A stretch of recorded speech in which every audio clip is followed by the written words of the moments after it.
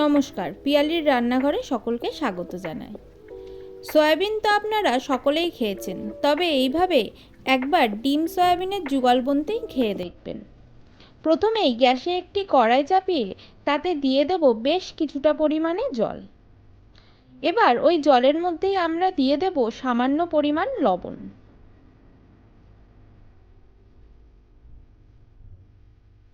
জলটি একটু গরম হয়ে আসলেই এর মধ্যে দিয়ে দেব সয়াবিন। এখানে আমি 150 গ্রাম মিনি সয়াবিন ইউজ করেছি।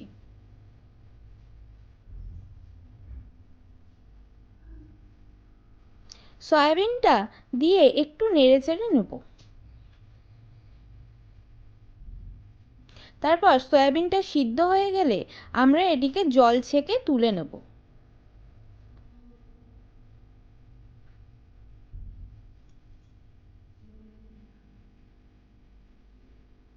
এবার কড়াই চাপিয়ে তার মধ্যে দিয়ে দেব 5 টেবিল চামচ সরিষার তেল।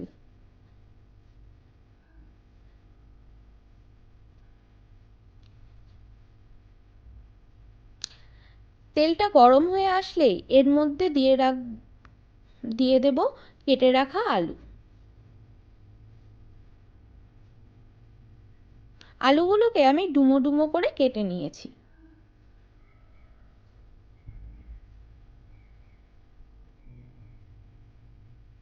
এবার আমি দিয়ে দেব হাফ চা চামচ হলুদ গুঁড়ো ও সামান্য পরিমাণে লবণ।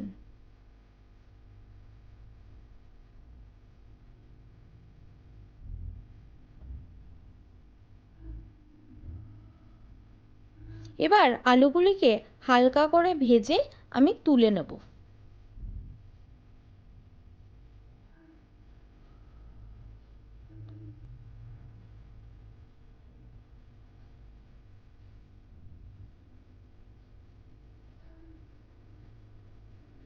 এবার ওই একই তেলে আমি দিয়ে দেব 3টি ডিম।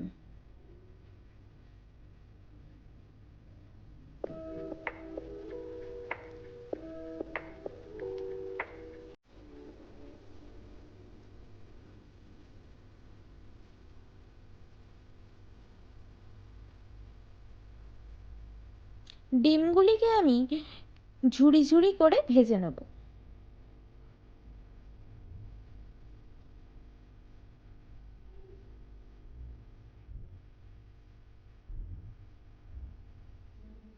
এবার ডিমগুলো আমি একটি বাটিতে তুলে নেব।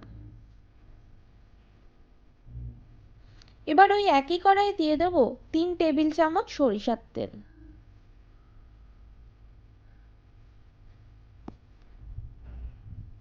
তেলটি গরম হয়ে আসলে ওর মধ্যে দিয়ে দেবো একটি শুকনো লঙ্কা ও 2টি তেজপাতা।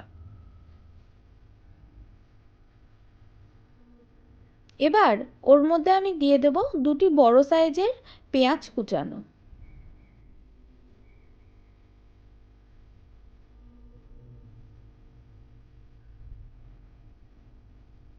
পেঁয়াজটা হালকা ভেজে ওর মধ্যে আমি দিয়ে দেব একটি বড় সাইজের টমেটো বাটা।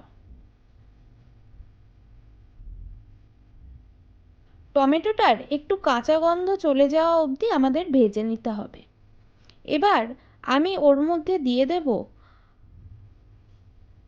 হাফ চা চামচ কাশ্মীরি লঙ্কার গুঁড়ো, হাফ চা চামচ হলুদ গুঁড়ো, হাফ চা চামচ গোলমরিচের গুঁড়ো, 1.5 চা চামচ জিরের গুঁড়ো ও স্বাদ অনুযায়ী লবণ।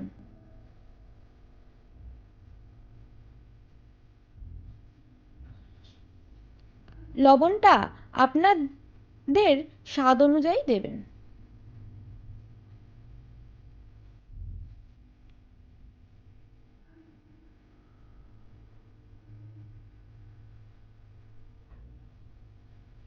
এবার এইগুলিকে একটু কষিয়ে নেব।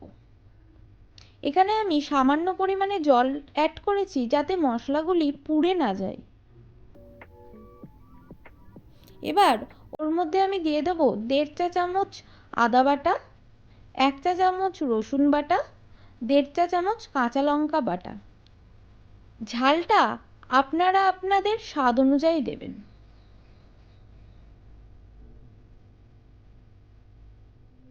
এবার এইগুলো একটু কষিয়ে নিয়ে এর মধ্যে দিয়ে দেব ভেজে রাখা আলুগুলোকে।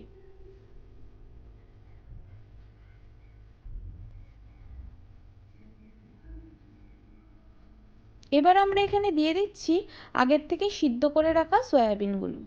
সয়াবিনগুলোর সাথে মশলাটিকে খুব ভালো করে মিশিয়ে নিয়ে আমরা এর মধ্যে পরিমাণ মতন জল অ্যাড করব।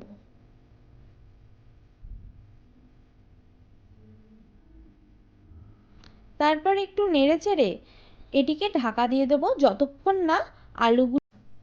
ঢাকাটি সরিয়ে এবার আমরা এর মধ্যে দিয়ে দেব আগের থেকে ভেজে রাখা ডিমগুলিকে।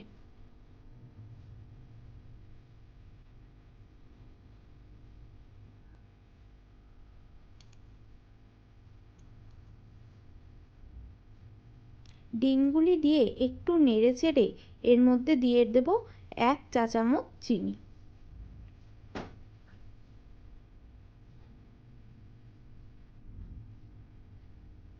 চিনিটি একটু ভালোভাবে মিশিয়ে নিয়ে এর মধ্যে দিয়ে দেব সামান্য পরিমাণে গরম মশলার গুঁড়ো।